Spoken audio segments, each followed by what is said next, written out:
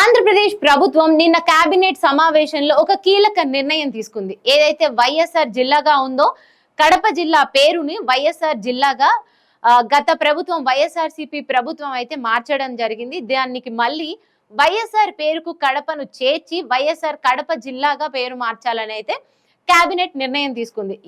దీనికి అంతా బీజం ఎక్కడ పడిందంటే ఒక 2 months బ్యాక్ మంత్రి సత్యకుమార్ యాదవ్ కడప జిల్లాకు పర్యటనకు వచ్చారు. ఆ టైంలో కడప జిల్లా పేరుని అలానే ఉంచాలని సీఎం కు సిఫారసు చేస్తానని అండ్ సీఎం ని రిక్వెస్ట్ చేస్తానని కూడా సత్యకుమార్ యాదవ్ అయితే అన్నారు. దీని మీద సీఎం ను కోరగా ముఖ్యమంత్రి వర్గం ఆ కలెక్టర్ అంటే కడప కలెక్టర్ శ్రీధర్ ని ఒక నివేదిక ఇవ్వమని కోరారు. ఆయన నివేదిక ఇవ్వడంతో ఇదంతా సబబే అనుకున్న కూటమి ప్రభుత్వం ఇప్పుడు వైఎస్ఆర్ జిల్లాను వైఎస్ఆర్ కడప జిల్లాగా పేరు మార్చాలైతే నిర్ణయం తీసుకున్నారు.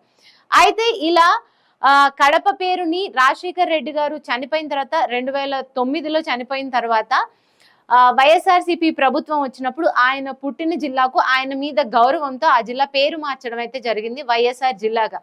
ఇప్పుడు మళ్ళీ టీడీపీ గవర్నమెంట్ వచ్చిన తర్వాత కడపలో ఎన్నో చారిత్రక కట్టడాలు ఉన్నాయి, లేకపోతే కడపకి చాలా చరిత్ర ఉంది. అయితే ఇదంతా ఊహించి లేకపోతే ఇదంతా ఆలోచించి వైఎస్ఆర్ పేరుకైతే కడప అని పేరునైతే వీళ్ళు యాడ్ చేయాలనుకున్నారు. అది మంచి ఆలోచనే.